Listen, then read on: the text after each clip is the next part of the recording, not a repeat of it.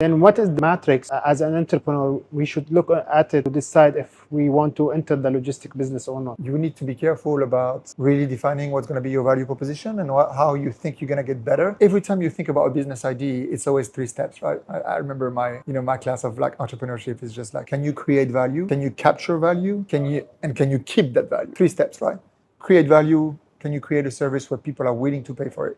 The whole issue versus paid versus not paid. There's tons of like ideas that are cool, but then if they start paying, boom, everybody's out. So that's creating value. Then capturing value is that how much of the market share can you actually capture? Because you might have like 5, 10 different players doing the same thing. Difficult to capture. And then 3 is how to keep it. Competitive pressure, barriers to entry, all that stuff. If you think about that framework in logistics, I find it quite difficult to get past the first one. Think about it. How can you actually create value that is not in the market? You really have to think segment by segment, services by service.